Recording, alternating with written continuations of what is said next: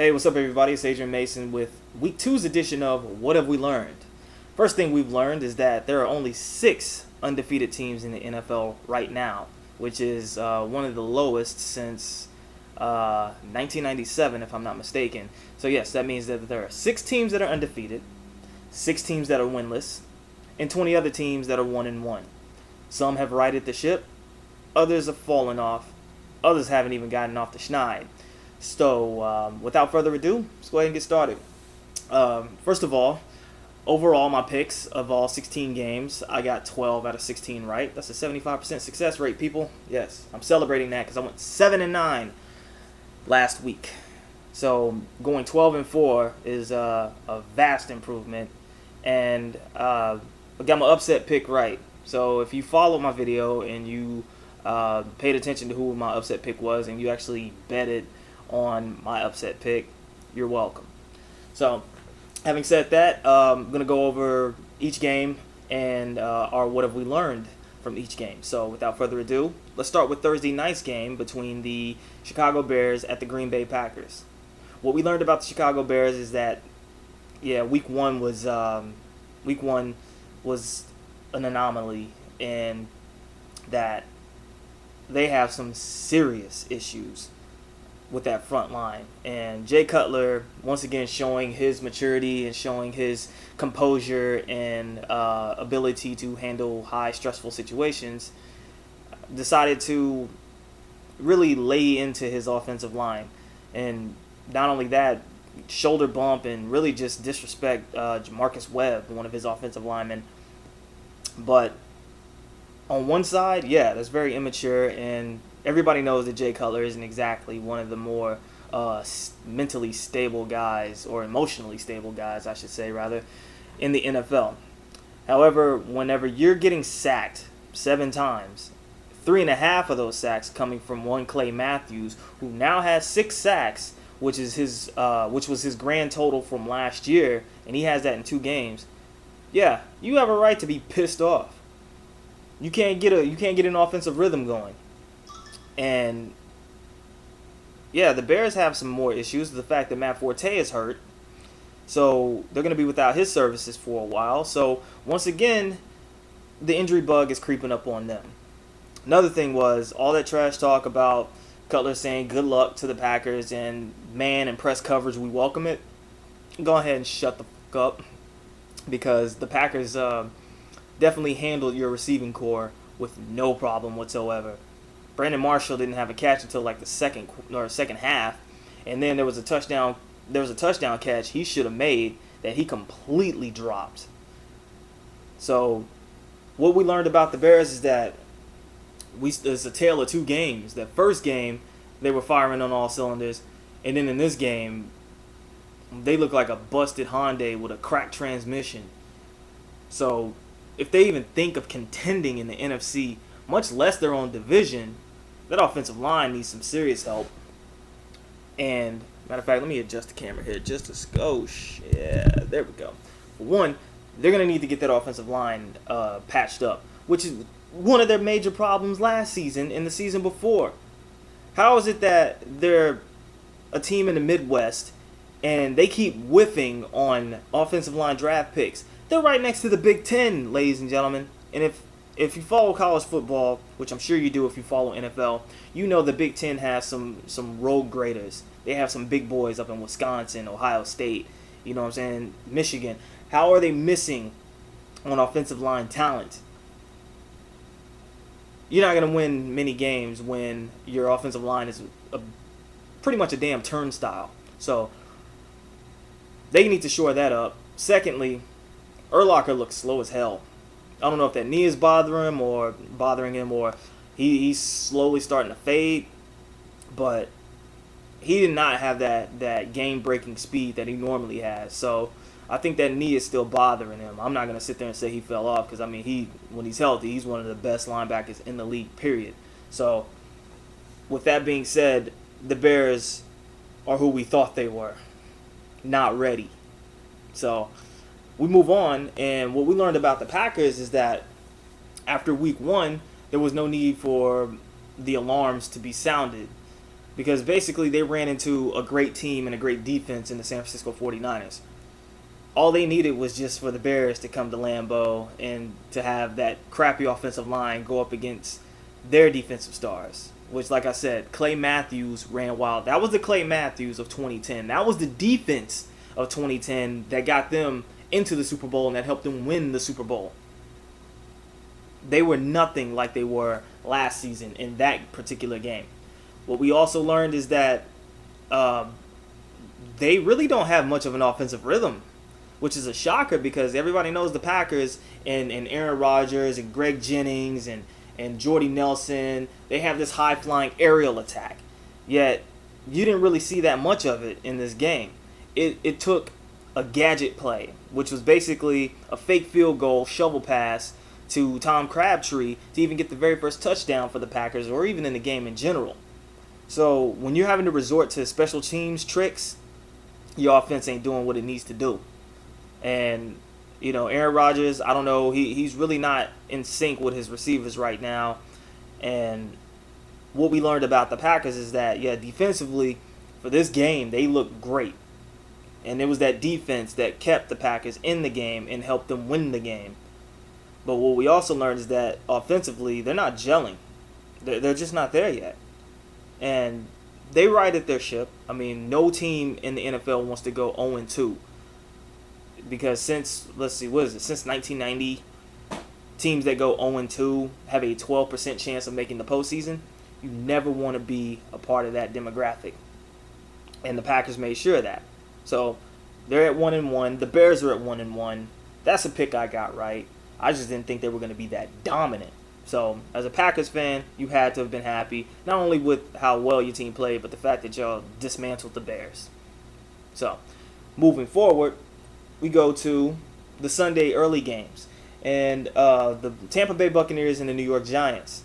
Now, for a minute here, I thought the Bucs were gonna jack up my pick because they came out swinging, and Eli threw 3 first-half interceptions, one which was taken to the house before halftime. I said the Giants were going to win this game because they were in a state of panic and a state of desperation. And like I said, in the Bears and Packers, what have we learned just recently? No team wants to go 0-2. The Giants did not want to go 0-2. They've done it before. They're one of 4 teams that have gone 0-2 and have made it to the postseason. Matter of fact, that team made it to the Super Bowl and won it. So, not to say that it can't happen, but it's a rarity when it does. So, having said that, Eli Manning got on his clutch game yet again. He throws 3 picks in the first half, and he throws for, 247 yards in the first half. Then all of a sudden, he just switched it up. It was almost like Freddy Krueger coming from the dead. You know, you thought you had him, but all of a sudden, he just turns into a completely different animal when he knows the game is on the line and he has a sense of urgency. You don't want this every single week, but you know when things like this happen, there's not a better quarterback in the league that can get it done in the fourth quarter like Eli Manning. Not Tom Brady, not Peyton Manning, not Aaron Rodgers, Eli Manning. In the NFL right now, I'm going to tell you this. My personal opinion, Eli Manning is the most clutch QB right now. Period. And what he did in the second half against the Buccaneers, threw for 263 yards and 3 TDs. Hakeem Nicks and Victor Cruz had career games in this game. Victor Cruz, with a heavy heart, having to lay his grandmother to rest, put on a performance that I'm very sure she's proud of. Hakeem Nicks finally got to have his family watch him play, or his grandmother come see him play. Game of his life.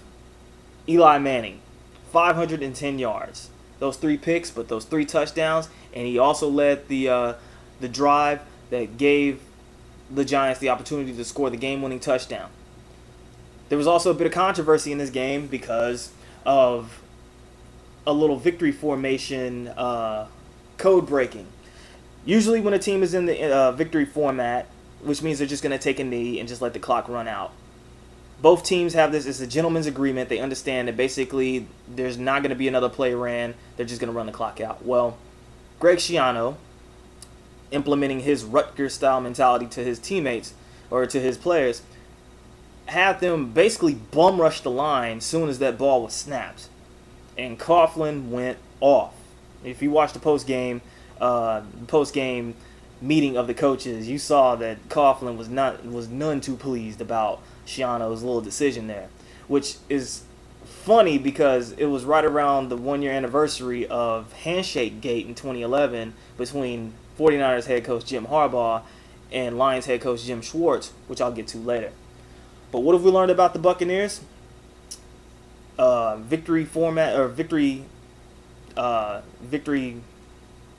formation gate aside, that team is playing with a lot more aggressiveness. They're playing with a lot more discipline. Like I said, sans the formation gate and all that. But the Buccaneers of 2011, they look nothing like that. Josh Freeman is playing a worlds better than he was in 2011. Vincent Jackson is making him look great. Doug Martin, rookie running back out of Boise State, is playing well.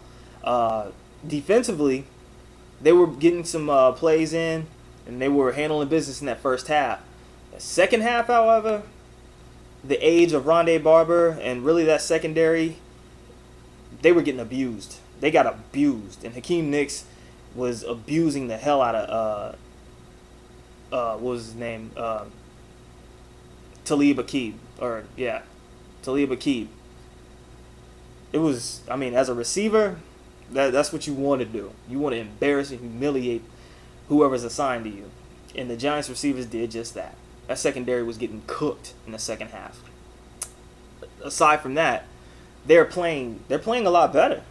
They're one of the more improved teams from last season. So keep your eye out on them and just see how they progress. And especially now that I truly think that the NFC South is wide open, and I'll tell you why in a second. And it revolves around a team that's already going through some issues that are still ongoing right now.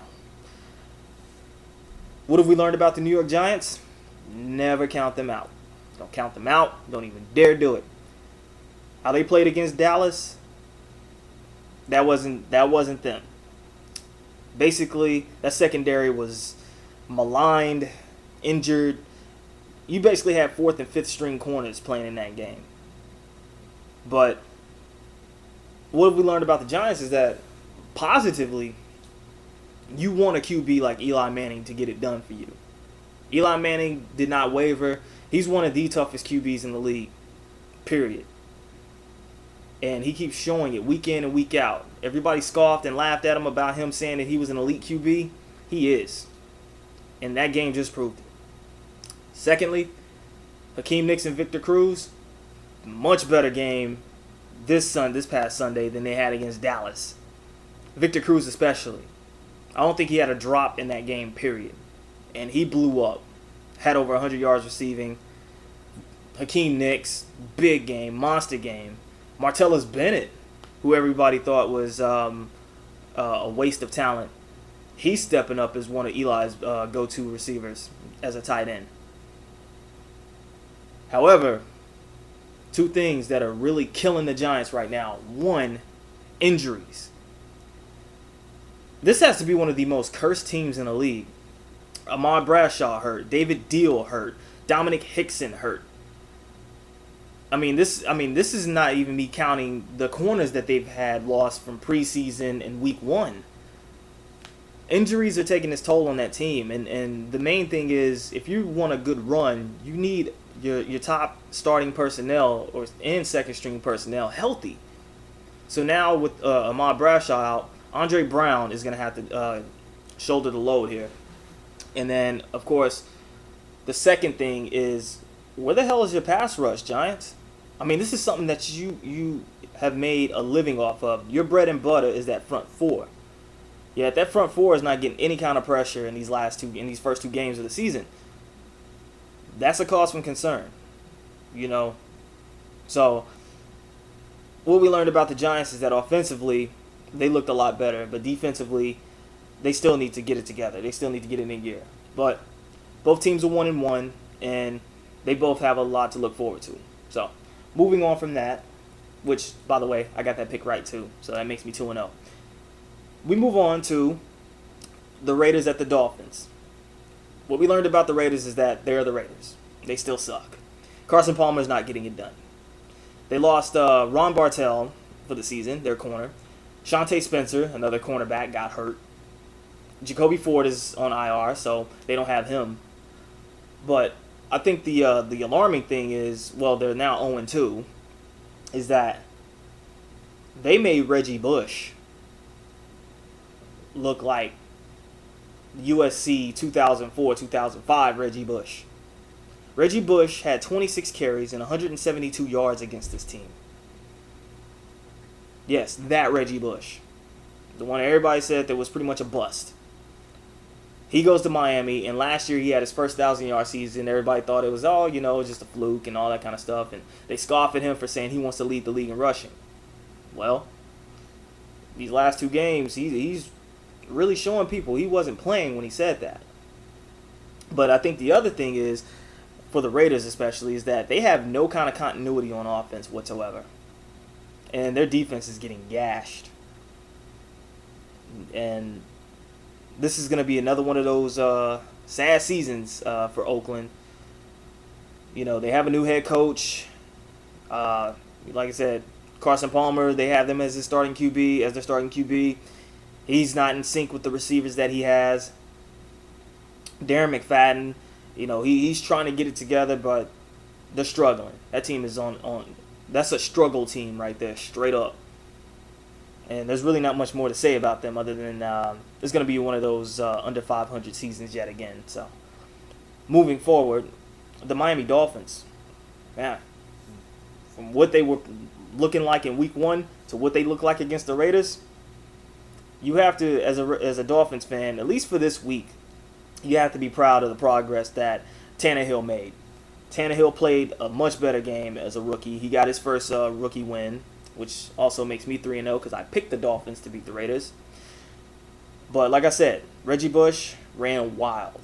For some reason, he just looks rejuvenated. He looks more focused. I think, he really has his. He's no longer looking for that star power anymore. Now he's just looking to be a great football player, and it's showing. In his first game against the Texans and this game against the Raiders, he's really showing that he's done looking for the spotlight as far as just being a celebrity. He now wants to be the featured back. He wants to be one of the best backs in the league.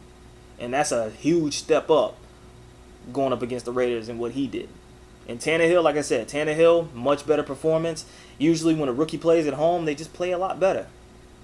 And Tannehill, he looked great. He was in sync with his receivers, his tight ends. Defensively, Miami played a much better game. Obviously, holding Oakland to just 13 points. But what we learned from the Dolphins is that, they get themselves a top flight receiver, and Reggie Bush keeps playing the way he's playing. Offensively, the Dolphins could be something special. They could be a player in the AFC East. It wasn't that far too long ago when they actually won the AFC East, and they did it when they debuted the Wildcat. I mean, this is 4 seasons ago, which seems like a long time, but it's not like the Dolphins hadn't seen a division title, this millennium. So that's what we learned from the Dolphins in Week 2. Moving forward, the Houston Texans at the Jacksonville Jaguars. This was an easy pick, so I'm not even going to brag about this one. The Houston Texans are one of the top 2 teams that you can say are the most complete team in the NFL. The Niners being the other. The Houston Texans, offensively, defensively, they are a machine right now. And yeah, you're saying, oh well, they played the Jacksonville Jaguars, and last week they played the Dolphins. Hey, they don't make the schedule; they just play who's on it. So, and the way they're playing well. They are playing lights out. The running game with Arian Foster and Ben Tate, who I can't brag about enough, they are doing a tremendous job. They're doing an amazing job. And, granted, the passing game wasn't all that great in this game, But the fact that Matt Schaub and Andre Johnson are healthy and playing, that bodes well for that team. Defensively, wow.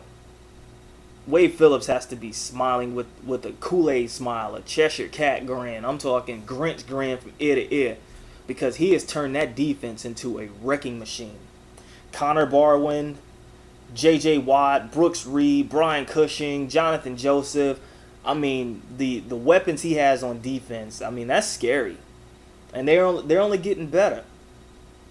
Mario Williams who? D'Amico Ryans who? They let them go, and they've gotten better. They're better. That defense is great. And I can't stop gushing about it. I'm not even a Texans fan, but I respect that organization and what they've built these last 2 seasons so far. Defensively, especially. J.J. Watt has proven himself to be one of the best defensive ends coming out of the draft last year. And like I said, outside of the 2007 NFL draft, this 2011 draft could be something special. This class from 2011, they could be something special. You look at Cam Newton, you look at Patrick Peterson, Julio Jones, Aldon Smith, J.J. Watt. Guys that came out in 2011. I mean, these guys are, they're doing it. So, what we learned about the Texans is what we already knew. They're a very complete team. The Jaguars, however, what we learned about them, they're still the Jags. That game against the Vikings, they went up against another team that's just as below mediocre as they are. So, of course, 2 poor teams. You either have a shootout or a dud. But there was a shootout in week 1. But in this game, come on, they dropped a rotten egg. Hell, the lowest yardage total in franchise history. It was like 117 yards or something like that. And you got to look at how bad the Jags teams have been over the years. And for them to accomplish that now, it's a shock. Blaine Gabbert reverted back to the Blaine Gabbert of last season. Maurice Jones-Drew, they can't keep leaning on him to get it done. And like I said, I think he might be a victim of the holdout curse. Just ask Chris Johnson, who I'm going to get to in a minute. But that team is headed nowhere. I mean, where's Justin Blackman at here? Where's Laurent Robinson? Where's this offense? Where are they at? Defensively, the defense was one of their better units for that team. Disappeared. So what we learned about what we learned about the Jaguars, they still are the Jaguars. So we'll move forward, and let me just scroll down here for a second, and yes, the Battle of Ohio. The Cincinnati Bengals taking on the Cleveland Browns at Cincinnati. I picked the Bengals to win this. I picked them to win it handily. The Browns thought otherwise. Though they still lost, they fought. Whedon and Richardson had a much better game in their second game as rookies. We all know about Whedon's craptastic Sunday last week, getting lost in the American flag and then going out and having the game of his life negatively. 4 interceptions, a 5.1 QB rating. Then he turns around and he throws for 2 touchdowns and no picks in this game. And I mean, he was in a shootout with second-year QB Andy Dalton. So this is almost like a Big 12 battle between Oklahoma State and TCU. Ha ha ha. But Ray Maluga ran his mouth off saying he saw nothing special in Trent Richardson. Trent Richardson went ahead and did this to him for 60 minutes. Made him eat his words. Trent Richardson rushed for over 100 yards. He rushed for a touchdown. He caught a touchdown pass. He looked like the pick that the Browns felt they were getting when they drafted him. However, the Bengals, like I said, were going to play a hell of a lot better than they did in week 1. And the mantra about the Cincinnati Bengals now is that the teams that they're supposed to beat, they beat. The teams that they're supposed to lose to, quote unquote, they lose to. This was a team they were supposed to beat, and they beat them.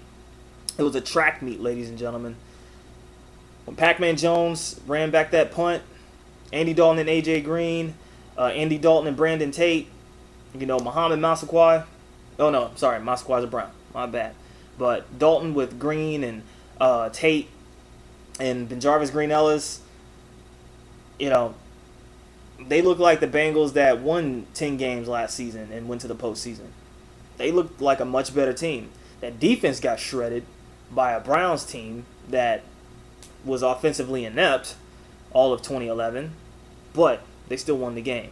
So what we learned about the Browns, they can hang their heads high a little bit more, just a little bit high, because they actually competed in a game offensively. Now, last week against Philly, it was a defensive shootout, but that offense completely sucked. Now, the offense got on track, and their defense fell apart, mainly because Joe Hayden is serving a 4-game suspension for violating the league's substance policy. So, maybe that had a little to do with it, but, missing a corner is one thing, but having that defense give up 34 points is another. The Browns are still the Browns. They're still 0-2, but at least their loss was a little bit more entertaining to watch. What we learned about the Bengals, like we said, they beat the teams they're supposed to beat. And the teams that they need to beat to have a name for themselves, they lose to. So they beat the Browns. They were supposed to beat the Browns. But Andy Dalton running that offense, he looked great. The receivers had a great game. Like I said, defensively, Ray Malaluga, next time, just go ahead and shut the fuck up. But they made enough stops to where they can actually hang their heads high in a victory. And I picked this game as well. And I think a lot of people did. Anybody picked Cleveland to win this game? What were you thinking? So, on to a game that I picked wrong, very wrong. The Kansas City Chiefs at the Buffalo Bills. The Kansas City Chiefs, a.k.a. the Diet Patriots, and I call them that because they're just an extension of New England because of Scott Pioli, the GM, who was a former Patriot GM, Romeo Crennel, who's the head coach, who was the former defensive coordinator for the Patriots. You had Matt Castle, who was the backup for Tom Brady and who actually got a season playing in for the Patriots when Tom Brady when Tom Brady was out for the season, which got him a $60 million contract with Kansas City. But the Diet Patriots are a mess. They're 0-2 when everybody really thought that this team had a chance to really be competitive in the AFC when they were getting Jamal Charles back and Eric Berry back and Tamba Hali back and Tony Moyaki back. Everybody thought that this was going to be a team that was going to be one to compete in the AFC. They damn sure don't look like it in these last 2 games. Atlanta washed them at Arrowhead, and then they get stomped out in Buffalo to the tune of 35-17. And those 2 touchdowns that they scored came in garbage time because they were already down like 21-28-0 by the end of the first half. What we learned about the Chiefs is that they are a complete and total mess. And a lot of analysts, pundits, and especially the media in Kansas City are now starting to ask those questions about the direction this team is going and whether the leadership of this team is actually doing the right things to put this franchise in a position to be winners. And as a Niners fan, getting excited about a head coach being fired in the season only to be replaced by the defensive coordinator and him having a team that plays hard for him near the end and he becomes the head coach, I can tell you this isn't going to end well. And I'm referring to Mike Nolan getting fired and Mike Singletary taking over as head coach, and we all know how well that worked out. Romeo Crennel is not as animated or as inept as Singletary as a head coach, but the similarities are there. The Bills just ran over them.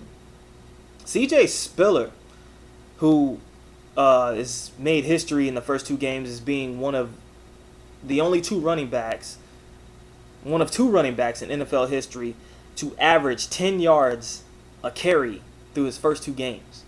Jim Brown is the only other running back to have done that. He has 29 carries for 292 yards in his first 2 games of the season. And he's doing this because Fred Jackson is hurt.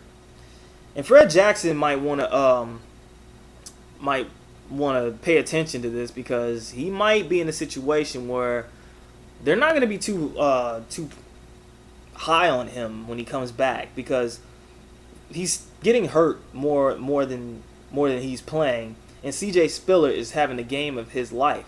Now, a lot of people question why the Bills would pick CJ Spiller with the number 10 pick and was it 2010 draft? Yeah, I think it was the 2010 draft.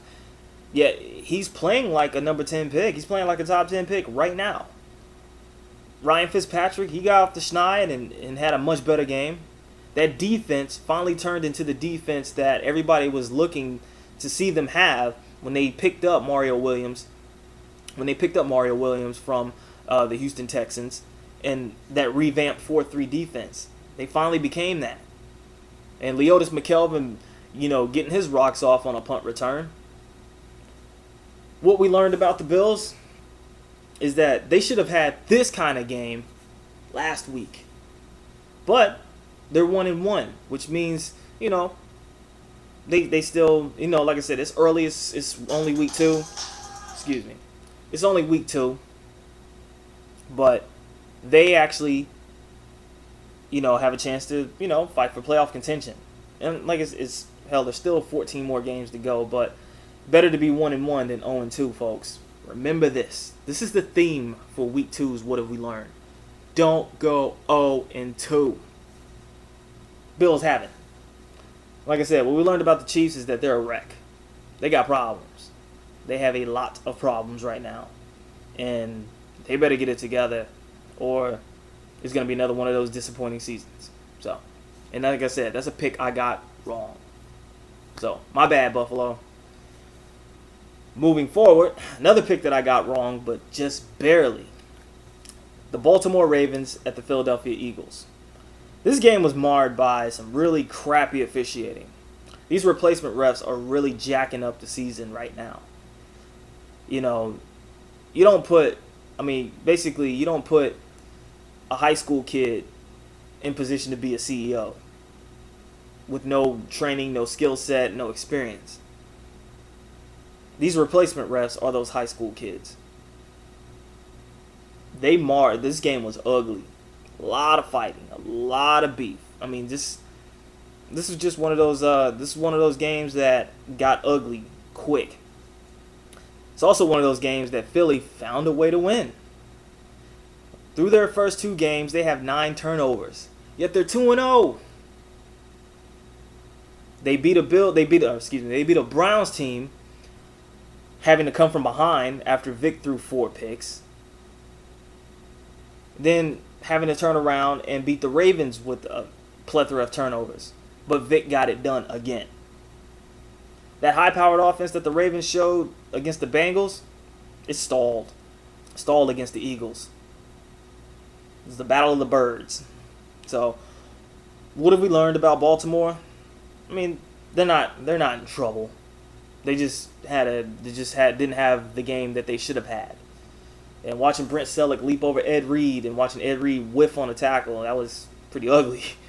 But the Ravens are still fine. You know what I mean? Don't let week 1 and their performance in week 2 be their gauge. Like week 2's game, they're going to have that kind of game. But they're still going to be one of the top contenders in the AFC. Offensively, they still got the firepower. Defensively, they're still a juggernaut. They just ran into a bad day and bad officiating. And Michael Vick, clutch again. What we learned about the Eagles is that, they're living on a prayer. Because there's no way in hell a team with 9 turnovers in their first 2 games should be 2-0 right now. But it's not how you start, it's how you finish. Just ask Eli. Michael Vick, he found a way to win. He found a way to win for this team, and they're 2-0, and they're sitting atop the NFC East right now. So, what we learned from them is that, for one, turn those turnovers, calm them down. You're not gonna win many games going forward if you're losing a turnover battle. We all know this. So these first 2 games, they're getting lucky. Vic has got to cut down on those turnovers.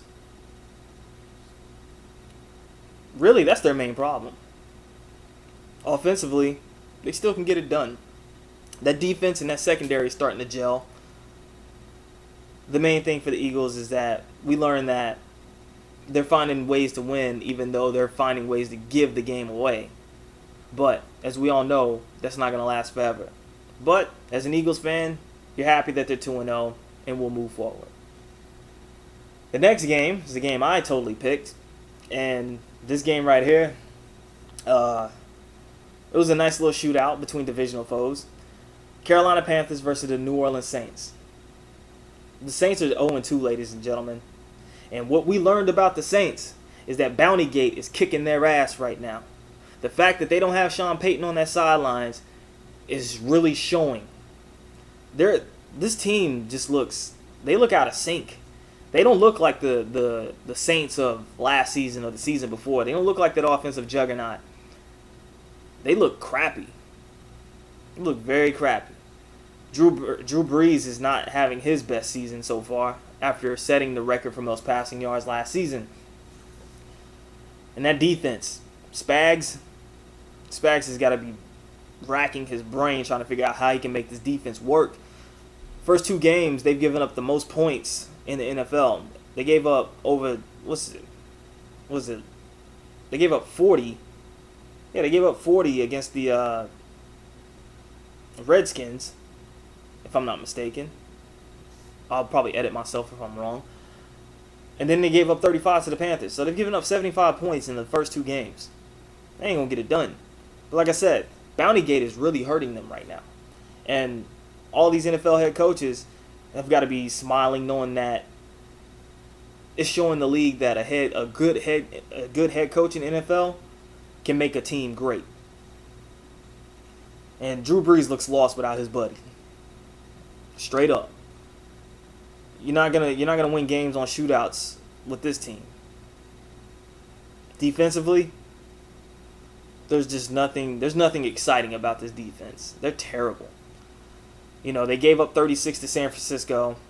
And like I said, they've given up 75 points in the first 2 games of this season. If you're a Saints fan, this might be one of them paper bag seasons. So that's what we learned about the Saints. What we learned about the Panthers is that, hey, you get your running back, you have a running game. They got Jonathan Stewart back, and they ran wild. D'Angelo Williams, Jonathan Stewart, hey, Cam Newton. After a pretty miserable week 1, turned it up in week 2. That team on offense looked a hell of a lot better than they did against the Buccaneers. And having Jonathan Stewart back in the fold definitely helped out tremendously. The Panthers are 1-1. The Saints are 0-2. They are the bottom feeders, ladies and gentlemen, of the NFC South.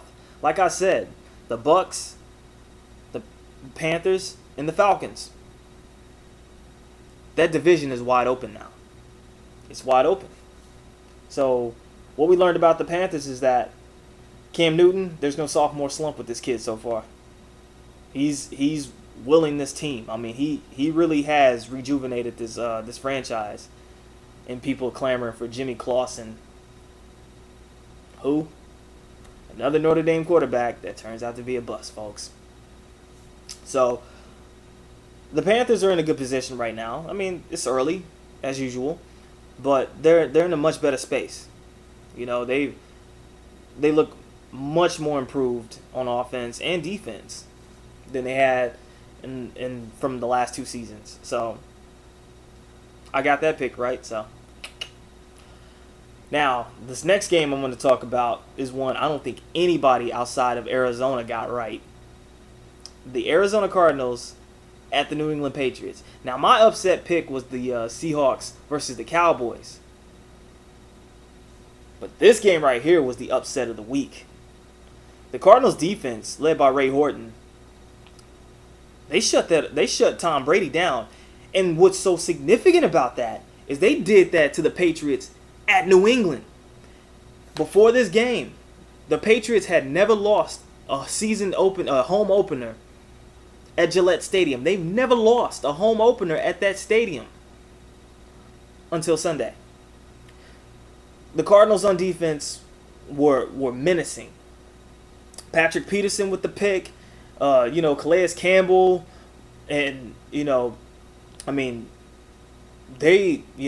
and Adrian Wilson. I mean, they played. Oh my gosh. Like I said, the Cardinals have a sneaky good defense.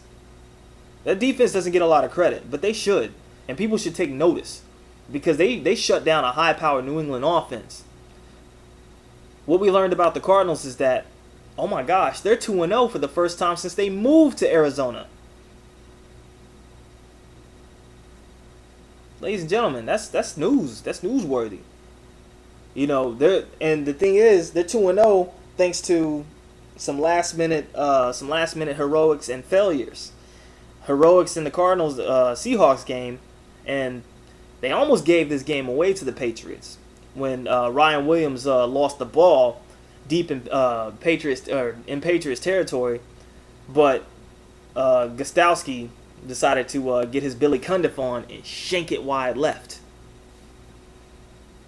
What have we learned about the Cardinals? Much like the Eagles, living on a prayer, but they're doing it in a much more impressive fashion. It's not turnovers. They're playing sound defense. But the biggest question for them is that QB spot. Cobb may have gotten the victory on this one, but it wasn't because of him they won. So, once again, the saga continues with that carousel at the QB position for them. The Patriots, wow, after they looked like world beaters against the Titans, definitely fizzled. I mean, they were flatter. They were flatter than an open can of soda after 3 days. What happened to that defense? Well, the defense still did what they needed to do. I'm not even going to harp on them. What happened to that offense? Gronkowski, he turned it up late, but the Patriots could have won that game on a Danny Woodhead running play had Gronk not been called for a holding penalty. Oops. That offense is going to look a little different because Aaron Hernandez got hurt in the first quarter, and he's going to be out for upwards to 6 weeks. So that dual tight end set is going to look a little different. Hell, they just signed Kellen Winslow Jr. to a 1-year deal. See how that works out. But I think the biggest storyline here is the disappearance of Wes Welker. Like, he is really not a part of that offense. I don't know if they're holding it against him because of his battles with the front office for a new contract or what have you, but he just isn't the focal point on that offense like he used to be. Granted, he had a couple drops, but he just doesn't. I mean, they just don't see him as being that dude for that offense anymore. I mean, Gronk, Hernandez, Brandon Lloyd, hell, Julian Edelman is eating up his snaps. So I'm really trying to figure out what the hell is going on with that franchise right now. But another thing is this game is, I mean, they just did not look good at all on offense. And everybody said the Patriots' offensive line was going to be a problem.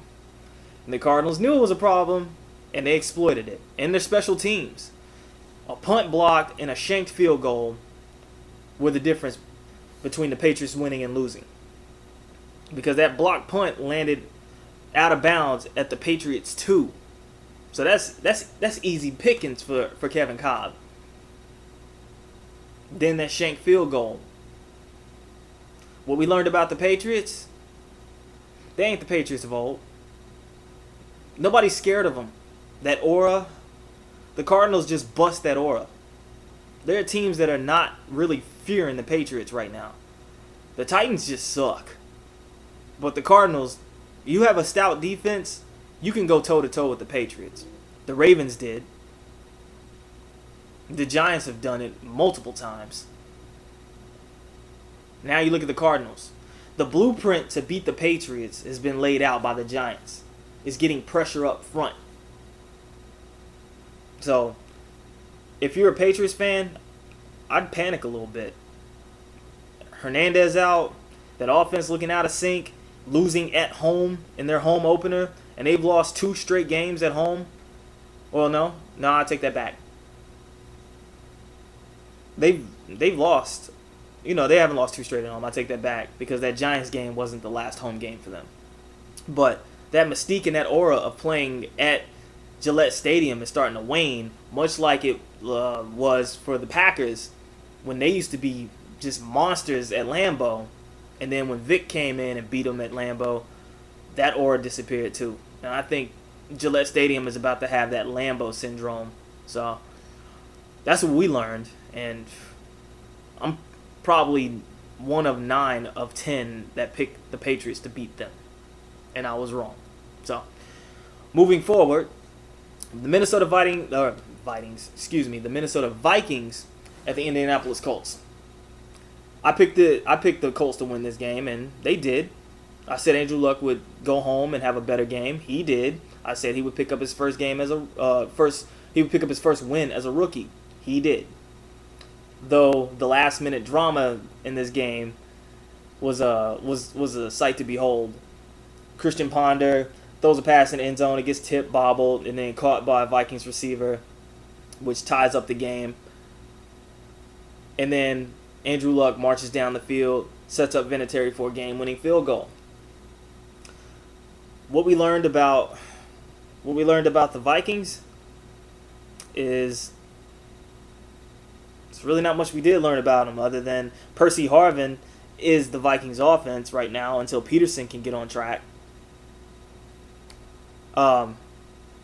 They just ran into, basically they had to scramble to even compete with the Colts because the Colts looked like they were going to run away with this game. But I think what we learned is that Ponder is not a bad QB. His second season in, he's really starting to get comfortable in that offense. So, not too much to say about the Vikings. They're 1-1, so they're in much better shape than they were last season. The Colts, what we learned about them is that that Andrew Luck kid, he's gonna be all right. He got his baptism by fire going to Chicago and playing the Bears in Chicago. But he came home to some home cooking, and he developed a rapport with Donnie Avery, Reggie Wayne, and Kobe Fleener. He's really starting to get comfortable, and the Colts are saying that they're not looking to rebuild, they're looking to compete, and that was a step in the right direction. So not too much to say on this game, other than the fact that I got this pick right, and Andrew Luck got his first win. So moving forward. The Washington Redskins at the St. Louis Rams. Now, I said the Redskins would win this one. I picked this one wrong. And if Josh Morgan would have had his head on straight and not pulled the biggest boneheaded play, which I'll get to in a second, I probably would have gotten this pick right. But this is a battle between rookie phenom right now, Robert Griffin III, and third-year QB Sam Bradford. Sam Bradford looked a lot more comfortable in this offense than he has in the last 2 seasons. He looked like he did when he was a rookie. He played with a lot more confidence. The main thing is the story of this game was Danny Amendola. Of the 26 completions that Bradford had, 15 of them went to Amendola. And after he fumbled, which led to a Redskins touchdown, he turned it up. Which a lot of us, in the NFL realm who follow the game and things like that, we call him a poor man's Walker because that's pretty much what he is. He's a little slot guy that, can get open under the seams, under, those little underneath routes, those little shallow crosses and things like that. You don't expect him to go deep. He's a mini tight end, so to speak. Like the old school tight ends, how they used to run them little underneath routes, little short routes and things like that. Amendola is that. He's a little mini tight end. And so 15 of those completions that Bradford had of the 26 went to Amendola. Now, I like to see him distribute the ball a little bit more to his other receivers and tight ends, but hey, if it ain't broke, don't fix it. So, RG3, he had a great game in this one as well. It wasn't his fault that this game, that the L was bestowed upon the Redskins. Once again, he had another great game.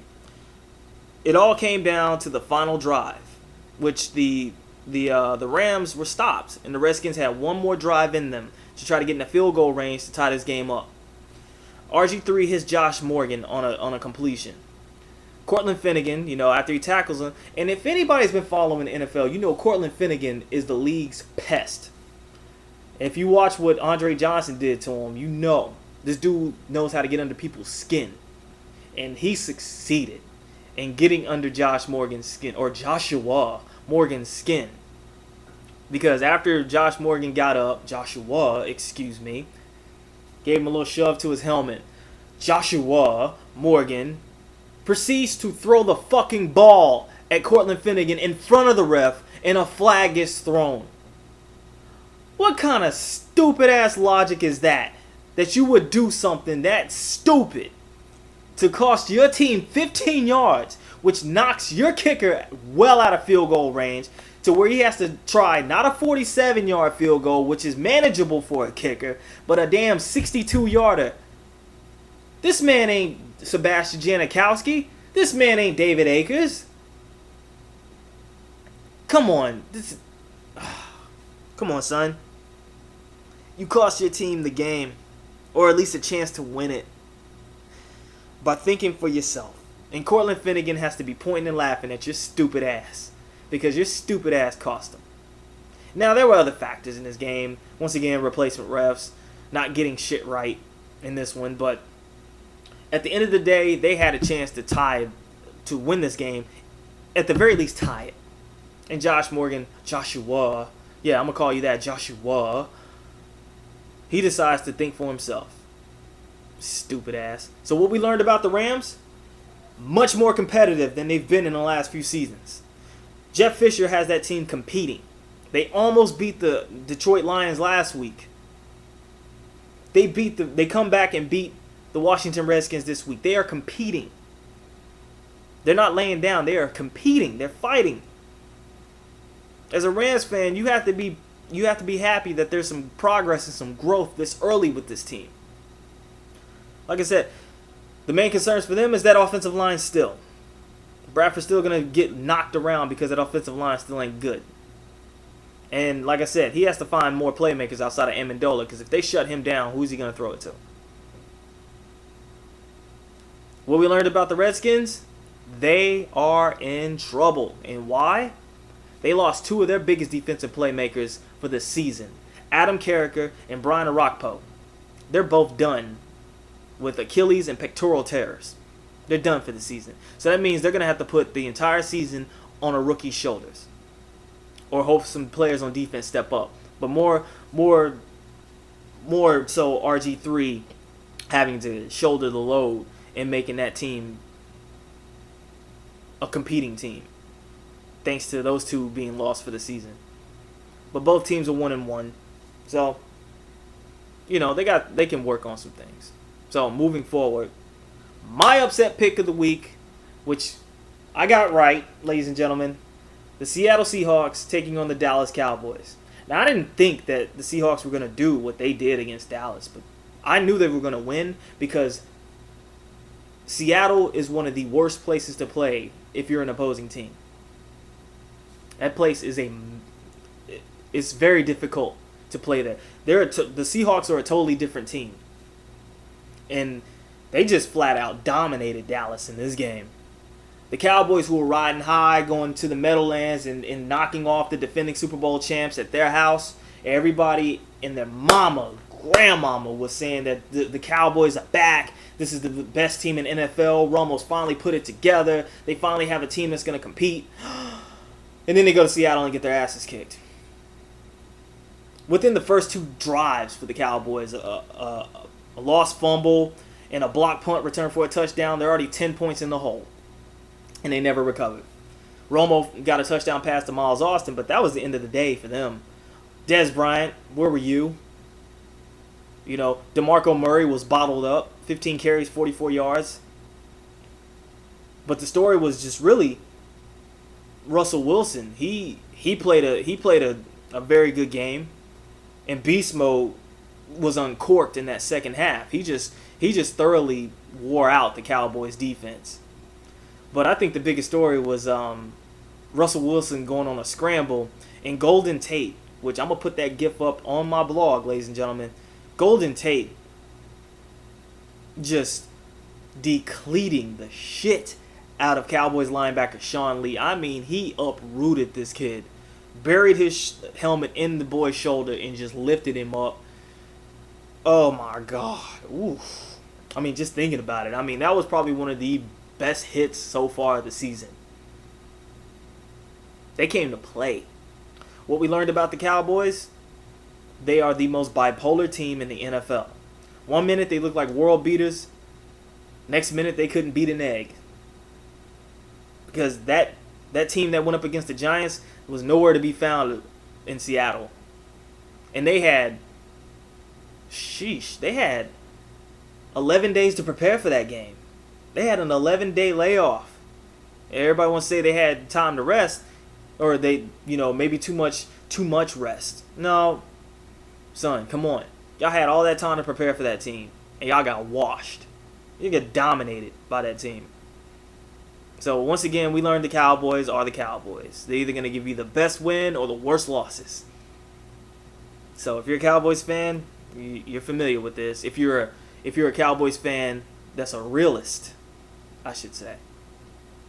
What we learned about the Seahawks, when the Seahawks are home, they are a pain in the ass to try to beat. They are a totally different team. They are a team that if they could play all 16 games at home, would probably go 15-1. That team is hard to beat in Seattle. They just turned into a totally different team. We learned that beast mode is beast mode. And with Robert Turbin in the back, that running game is going to be nasty. Russell Wilson, need to see a little bit more out of him, making some plays with his receivers and things like that. But he had a great touchdown pass to Anthony McCoy, his tight end. But if he can gel and get some playmakers on the receiving core, I think that kid is going to be all right. Both teams are 1-1, so they got, they're in better shape. They're still in good shape. Next up, the Steelers at the Jets. What happened to that offense, Jets? That 48-point bomb and Rex Ryan saying, hey, how you like us now? Well, saying that and then dropping 10 points to the Steelers while the Steelers dropped 27 on y'all, you knew the media was going to get your ass back, and they sure did. I picked the Steelers to win this game because Steelers don't lose at home in home openers. They just don't. And you don't count the Steelers out at Heinz Field. And that's the Steelers team that people said was going to be the Steelers team. Offensively, defensively, they played a complete game. What we learned about the Jets, shut the fuck up. You have that kind of offensive explosion, just say we're proud of what we've accomplished in this game, but we know this is a long season to keep it moving. Don't give the media more fodder when y'all fizzle and blow up. What we learned about the Steelers, wasn't a cause for panic because, hell, they ran up against an emotionally charged Broncos team at Mile High, the same place where they got washed in the playoffs. But the Steelers at home are always dangerous. They got it together. Roethlisberger played like the Roethlisberger that teams fear to play against when he can scramble and he can break tackles from being sacked and getting the ball downfield like he did to Mike Wallace. That defense is still a force. Even though they didn't have Polamalu and Harrison, they still played a great game. So, both teams are 1-1. They still are. Hell, the Jets are tied for first in the AFC East because there are no 2-0 teams in that division, so everybody's 1-1 in that division. And the Steelers are 1-1 and they're tied for first in that one because the Browns are 0-2, the Ravens and Bengals are 1-1, so they're fine. Moving on, the surprising 2-0 team now, the San Diego Chargers, completely dismantled the Tennessee Titans. What we learned about the Tennessee Titans is that they completely fucking suck. They suck. Chris Johnson sucks. That offensive line sucks. Jake Locker sucks. That defense sucks. That entire franchise sucks right now. They got washed by the Patriots at their house. Then they go to San Diego and get their asses kicked. San Diego's 2-0 for the first time in Norv Turner's tenure as a head coach in his entire career. But it's what we learned about the Chargers is that They're playing much better. Dante Rosario is becoming one of Phillip Rivers' go-to guys. Even though Antonio Gates is not the Antonio Gates of old, that team is playing a hell of a lot better than they have in the last couple seasons. Phillip Rivers is cutting down on those turnovers, and it's making a difference. The Chargers are 2-0, and they're sitting atop the AFC West right now because the Chiefs are 0-2, the Raiders are 0-2, and the Broncos are 1-1, which I'll get to them in a minute. But the Chargers are 2-0, and they're sitting pretty in the AFC West. So, hats off to you guys. Now, the Sunday night game between the Detroit Lions and the San Francisco 49ers, a.k.a. Handshake Gate. Everybody was wanting to see how Schwartz and Harbaugh were going to react to each other a year after their little, their little fracas post-game after the Niners beat the Detroit Lions when Harbaugh was amped up and shook his hand just a little too hard. So the media, of course, is going to pump this up as a major storyline. But I think the major storyline was, once again, the 49ers showing that they are for real. And everybody knew about their defense. One of the top, if not the top defense in the league. Everybody knew about them. But it's the offense. And Alex Smith, who, I'm a Niner fan. And yeah, I've said a lot about Alex Smith. And yeah, last year I came clean and said I realized that Alex Smith needed a coach and an offensive coordinator that believed in him and that would work with him and that would put him in a comfort zone to where he can actually play his better ball. Alex Smith is not a fucking game manager. Get rid of that phrase for him right now. Just remove it out of your vernacular, your vocabulary. Because game managers don't go in the Lambeau and play the game that he played in helping the 49ers beat the Packers. Game managers don't engineer drives like he did in the first drive of the 49ers. In the last drive, when he took a forearm shot, which should have been called for unnecessary roughness because he slid, and throw a touchdown pass to Vernon Davis that put the game away. He has 4 touchdown passes. He has not thrown a pick in over 200 attempts in the regular season, which is a 49er franchise record. But the main story is that the offense is clicking. So you have the offense doing what they're doing, the defense doing what they've been doing, and the special teams that's been doing what they've been doing. The 49ers are the complete team in the NFL. And yeah, you can call me a homer for this, but I mean, how are you going to dispute me on this one? What we know about the 49ers is that offense is stepping up. Crabtree is stepping up. Gore looks refreshed. Now, they gave up their first turnover in 6 games due to a kickoff, but it wasn't because of an errant pass or a muff punt. It's because he got the ball ripped out. Hunter, sometimes it's just good to go down. No homo. But what we learned is that the 49ers are clicking on all cylinders right now.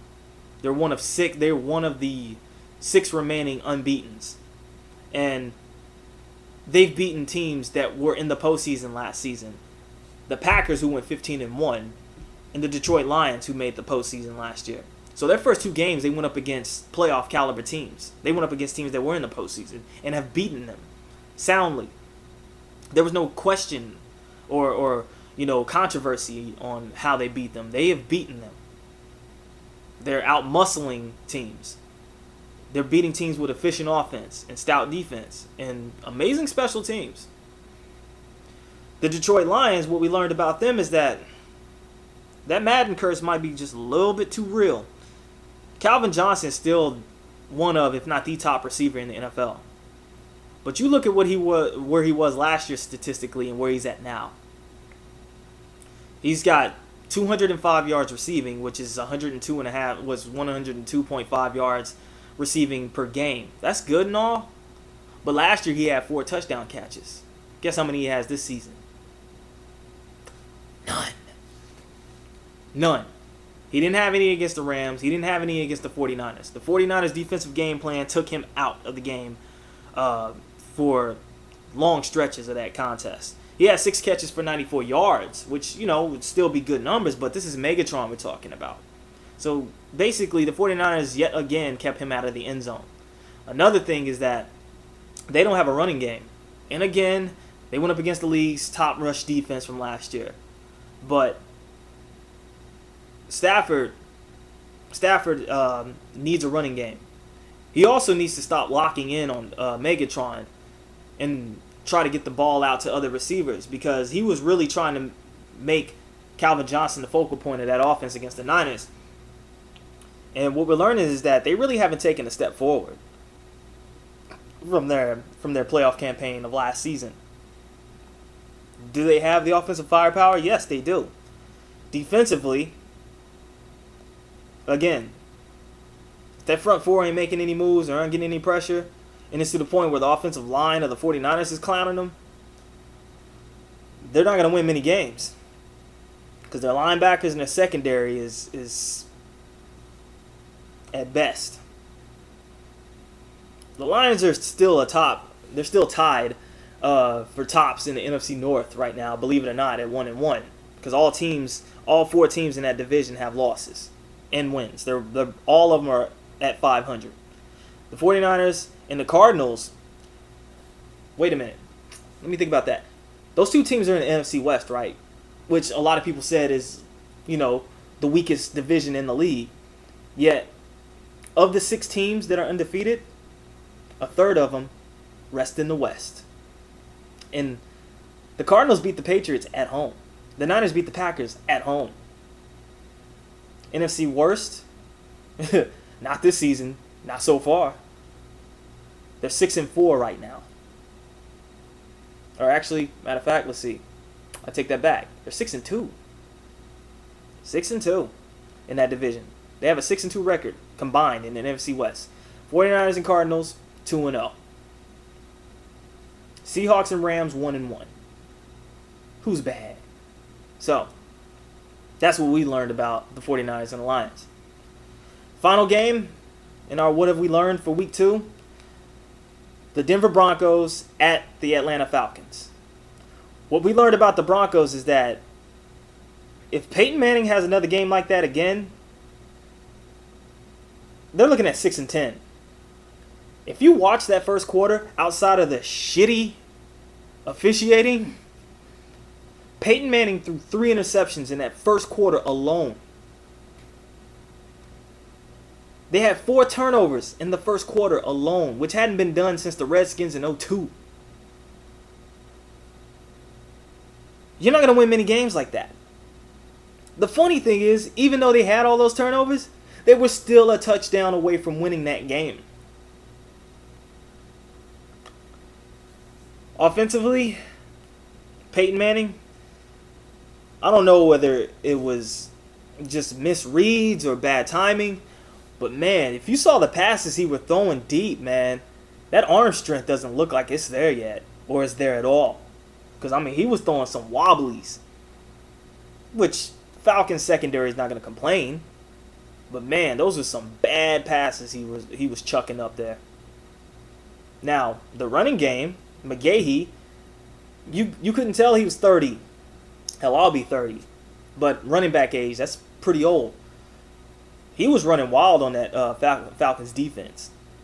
So if there was a bright spot in that game, it was McGahee. The Atlanta Falcons are the last of the unbeatens, or I shouldn't say last of the unbeatens. They are the last team that I'm discussing that is still unbeaten. They are the last of the 6 that I'm discussing that are 2-0 in the NFL right now. Everybody's saying, "Oh, the Falcons, man, this team is dangerous," things like that. Granted, they looked impressive against the Chiefs, and they looked, and that defense was causing fits for Peyton Manning. But that same defense that caused 4 turnovers in that first quarter was the same defense that almost gave up the game-winning touchdown to the Broncos. So whether it was the defense not holding Peyton Manning down when they had the chance with those 4 turnovers, or that offense not actually moving the ball when they should have when they had those turnovers, but to say that the Falcons are a dangerous team right now, I disagree. They're 2-0, and they earned it. But to say that they're dangerous, not Texans dangerous, not 49ers dangerous, because defensively, with that many turnovers, they should have blown that game wide open. That should have been a blowout. But, not to throw rocks, Matt Ryan and Roddy White, they look great. Champ Bailey took out Julio Jones, which Julio's in my fantasy league, you bastard. Catch the ball. But, hey, it's Champ Bailey. What can you do? But I think, and Tony Gonzalez had a great game, too. Can't forget him. But Michael Turner, I'm just not sold on him. I'm not impressed with him in the least bit. If there's a weak link on offense, it's Michael Turner, a.k.a. Road Rage, a.k.a. get a DUI hours after winning the game against the Broncos. I think he's an overrated running back. Anybody that picked him up in the draft, you're a fool. He only gets his rocks off against against poor teams. But against teams that are competitive or that actually have an average to above average to an elite defense, he sucks. So he's fool's gold to me. I think he's the weak link of that offense. But what we learned about the Falcons, they're 2-0. They're sitting atop the NFC South, which is a very competitive division.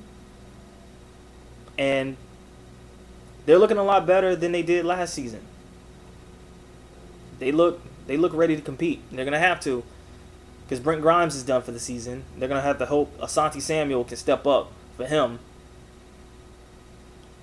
And Matt Ryan is playing his best ball in his career so far.